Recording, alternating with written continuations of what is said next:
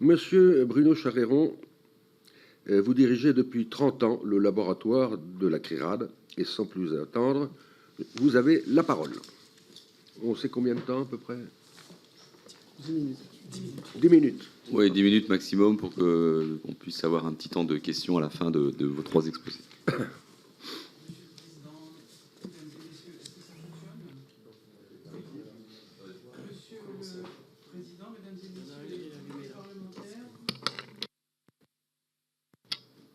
Merci. Monsieur le Président, Mesdames et Messieurs les parlementaires, merci de donner l'occasion à la CRIRAD d'évoquer cette question des déchets des mines d'uranium. Je vais évoquer 2 sortes de déchets, les stériles miniers et les résidus d'extraction de l'uranium. Ce sont des sujets qui sont traités dans le PNGMDR, mais qui donnent, en tout cas si on en lit la version actuelle, le 5e plan, qui donne l'impression que tout est résolu. Et pour ce qui concerne ces stériles, l'impression qu'il n'y a plus qu'à en garder la mémoire et que finalement, il n'y a plus de problèmes environnementaux ou d'exposition aux radiations pour la population, ce qui n'est pas exact, et c'est ce que je vais donc vous indiquer. En ce qui concerne ces stériles, donc en France, aujourd'hui, Orano indique d'ailleurs sur une vidéo sur son site que 236 anciennes mines d'uranium sont réaménagées à 100% et que les mesures officielles, 30 000 mesures par an, si on écoute Orano, ne montrent aucun impact ni environnemental, ni sanitaire. Donc ça, c'est quelque chose qui ne correspond pas à la réalité de ce que nous observons sur le terrain. Alors, pour ce qui concerne les stériles des mines d'uranium, ce sont des roches plus ou moins radioactives qui ont été extraites des profondeurs de la Terre. Lorsque ces roches étaient très riches en uranium, elles sont allées dans les usines d'extraction du métal uranium, et lorsqu'elles étaient moins riches, elles ont été banalisées. C'est ça les stériles miniers. Le problème, c'est que ce sont vraiment des déchets, et des déchets en plus qui ont une radioactivité qui peut être de plusieurs dizaines de milliers de becquerels par kilo, voire plus, parce qu'au milieu de ces stériles, il y a du minerai. Alors, suite au travail de terrain, les enquêtes qu'a menées la CRIRAD avec des associations locales sur le terrain, nous avons dénoncé ces problématiques, en particulier en 2009, avec l'émission Pièce à conviction, Uranium, le scandale de la France contaminée, qui a permis de faire quelques progrès. Ces progrès ont consisté à ce que l'État demande à l'industriel, Areva à l'époque, de faire une cartographie par hélicoptère des endroits où ces stériles radioactifs ont été réutilisés comme remblais. Et ça concerne cours d'école, chemins de randonnée, soubassement de bâtiments. Donc ce travail a permis d'identifier officiellement un peu plus d'1 millier de lieux en France, 27 départements sont concernés par l'extraction de l'uranium en France, de lieux qui ont été remblayés avec ces stériles radioactifs. Seule une petite proportion, quelques dizaines de ces lieux, ont été assainis. Et ce qui nous paraît important de vous rapporter aujourd'hui, c'est qu'en France, on a encore beaucoup d'endroits qui sont radioactifs de façon tout à fait anormale. Exemple, près du site des Bois Noirs dans la Loire, un chemin de randonnée, le chemin qui conduit à la Pierre des Fées, que la municipalité voudrait développer pour le tourisme en installant des tables de pique-nique. Eh bien, à cet endroit, il y a des stériles et le taux de radiation au contact du sol peut dépasser 500 fois le niveau normal. Et pourtant, Orano, aujourd'hui, donc qui remplace Areva, ne veut pas le décontaminer. Donc ça pose un problème. C'est très préjudiciable, évidemment, au développement de ce secteur. Deuxième exemple, toujours dans cette zone, les Bois Noirs, dans la Loire, une scierie en plein village a été construite sur 8000 m3 de ces stériles radioactifs. Et c'est pareil, il n'y a pas de volonté des pouvoirs publics et de l'industriel de décontaminer ce lieu. Donc ça, c'est un premier point. Il n'est pas exact. Attention.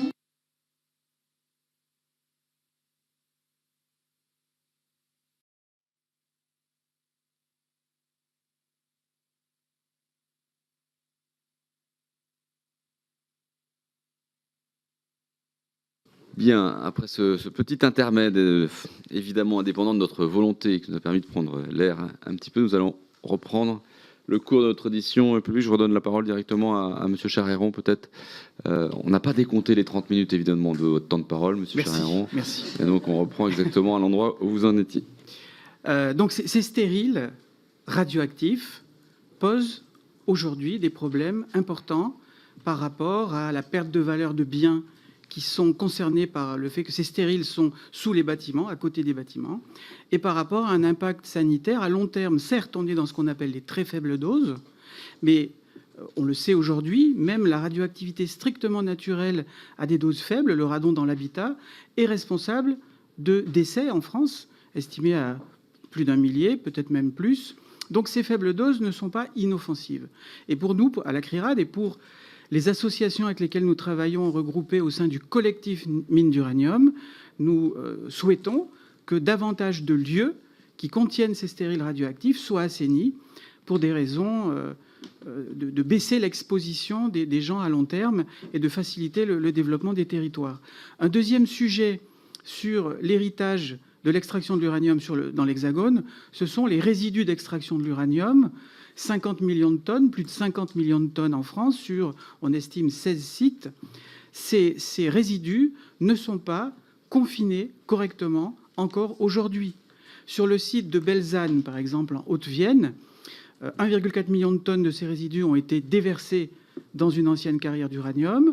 Ils contaminent les eaux souterraines et Orano est obligé de pomper ces eaux pour les traiter avant de les rejeter dans l'environnement. Simplement, les contrôles que nous avons faits montrent que, en aval de ce stockage de résidus, le ruisseau des Petites Magnielles, est tout à fait pollué, et la prairie qui est en aval, où des vaches paissent, a un niveau de radioactivité dans les terres au bord du ruisseau qui est tout à fait anormal.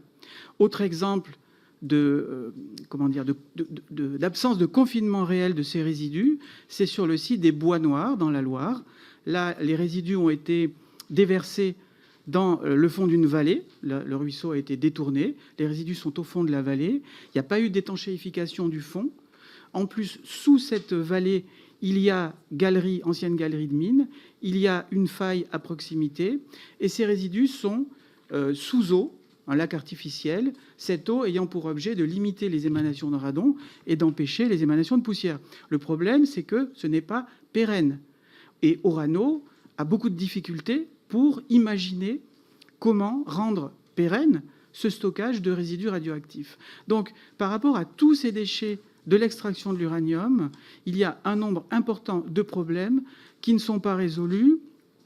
Et en la matière, on est face à une désinformation qui pour nous, est profondément choquante. Quand on voit, je vous le disais en introduction, sur une vidéo promotionnelle d'Orano, que en France, tous les sites sont réaménagés et qu'il n'y a aucun impact, c'est tout à fait, ça ne correspond absolument pas à la réalité. En ce qui concerne l'impact en termes de dose, par exemple, sur le site des Bois Noirs, les mesures officielles d'Orano indiquent actuellement, 2022, un dépassement de la dose maximale annuelle admissible de 1 millisievert. Et encore, c'est le calcul officiel de l'industriel. Les études que nous avions faites il y a quelques années sur ce site des Bois Noirs montraient par exemple que, à un endroit, vous avez un capteur qui mesure la radioactivité ambiante induite par l'ancienne mine. Et à cette époque, nous avons montré que, à moins de 200 mètres au nord, à l'est et à l'ouest de ce capteur qui n'indiquait pas de radioactivité anormale en termes de rayonnement gamma, à moins de 200 mètres dans 3 directions, il y avait ces fameux stériles radioactifs dans la cour d'un restaurant, dans la cour d'une ferme, le long du chemin. Cette problématique a été en partie traitée, mais il a fallu se battre pendant des années avec les associations locales, les élus locaux, l'intervention d'ailleurs des médias, et c'est malheureusement, on a le sentiment que c'est malheureusement la seule façon de faire évoluer ces sujets. Donc c'est un problème important en France. Aujourd'hui, tout notre uranium vient de l'étranger, et ces problèmes de l'amont du cycle, on les retrouve évidemment à l'étranger. Par exemple, nous avons fait à la CRIRAD des études depuis 2002 sur l'impact de l'extraction de l'uranium au Niger. Eh bien, les problèmes sont là aussi. La Cominac, filiale d'Orano, qui a fermé en 2021, laisse par exemple 20 millions de tonnes de ces résidus radioactifs, c'est-à-dire radioactifs plus de 400 000 becquerels par kilo. Ce sont vraiment des déchets FA, faible activité à vie longue, qui ne sont pas recouverts. C'est-à-dire qu'aujourd'hui, le vent disperse les poussières radioactives, le radon émane directement dans l'atmosphère. L'entreprise s'est engagée à recouvrir sous quelques années ce stockage de résidus. On ne sait pas si ça sera le cas, en plus avec la situation politique, mais ces résidus contaminent déjà les eaux souterraines parce qu'ils n'ont pas été déposés sur un site étanche. En plus, à force de rajouter des résidus aux résidus, les résidus se sont déplacés au droit d'une faille, la faille nord-sud d'Arlit, donc contamine les eaux souterraines. Là encore, l'entreprise est obligée de pomper par des pompages de sécurité ces eaux polluées pour les réinjecter sur le site. On ne sait pas combien de temps ce pompage durera et l'entreprise indique dans ses propres rapports que lorsque le pompage cessera, il y a, selon certains modèles, la probabilité que ces panaches contaminés atteignent, au bout de 150 ans, la zone de captage d'eau potable de la ville d'Arlit. Arlit, c'est quand même, on estime, 100 000 personnes, peut-être plus. Et d'ici quelques années, le niveau d'uranium dans ces eaux potables pourrait les rendre impropres à la consommation. Donc voilà, sur tous ces sujets, il y a beaucoup de réalités à expliciter et à démontrer. Et ce que nous, on constate en tant qu'organisme indépendant, c'est que si on ne va pas voir la réalité sur le terrain, on ne peut pas se rendre compte de cette réalité.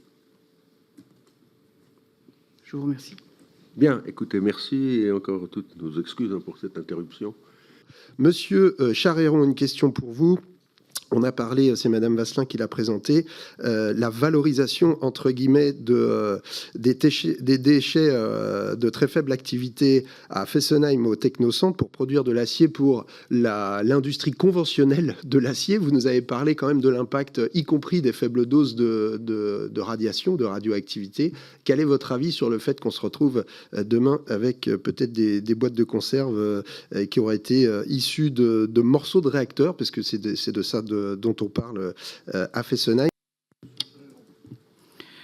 Oui, donc par rapport à cette question de la valorisation de certains déchets de type TFA, donc en particulier les métaux, la CRIRAD a toujours été vraiment dans le combat pour qu'on ne puisse pas faire ce type d'opération. Il y a plusieurs années qu'on s'était mobilisé à la CRIRAD pour, dans une campagne qui s'appelait « Pas de radioactivité dans nos casseroles » à l'époque, et qui avait abouti à ce que le législateur prévoit que justement il soit interdit en France de recycler des déchets, même faiblement radioactifs, dans le domaine public, sauf dérogation très particulière. Donc de notre point de vue, ce qui est en train de se mettre en place, effectivement, c'est un recul, c'est un retour en arrière, et c'est ouvrir la boîte de Pandore. C'est-à-dire que dans un monde parfait, si la fusion décontaminante, puisqu'il s'agit de ça, le projet, c'est de fondre ces métaux contaminés pour tenter de séparer par fusion une partie du bain qui va concentrer la radioactivité et une autre qui sera moins chargée. Dans un monde parfait, pourquoi pas? Mais dans le monde réel, compte tenu de ce qu'on voit quand on fait des contrôles indépendants sur ce qui se passe en réalité dans certaines activités industrielles, c'est pour nous un vrai sujet d'inquiétude. En matière d'exposition à la radioactivité, il n'y a pas de seuil d'innocuité. Toute dose augmente les risques. Donc, s'il y a moyen de ne pas rajouter de radioactivité, même très faible, dans le domaine public, puisque là, on va banaliser, il n'y aura plus de contrôle. Après, une fois que ces matières sont libérées, il n'y a plus moyen de revenir en arrière. Donc, pour nous, une inquiétude par rapport à ces perspectives. Et puis enfin, moi je m'interroge, Monsieur Charéron, parce que j'ai eu sur les mesures. Vous avez parlé de mesures officielles et donc de mesures non officielles, j'entends à côté. C'est un peu comme dans les manifestations entre les estimations par la police et les manifestants.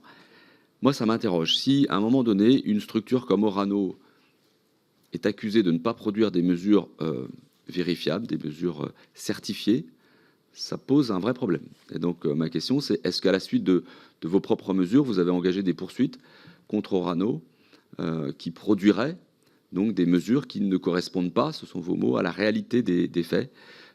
Non seulement c'est un problème déontologique, mais c'est un problème de santé publique, parce qu'on sait qu'il y a d'autres productions de mesures dans les fleuves, à proximité des rivières.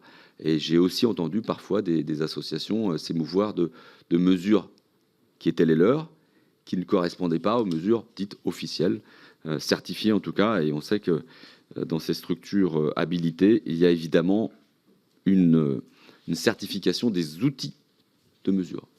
Ma question, c'est est-ce que c'est le cas aussi pour vos propres instruments?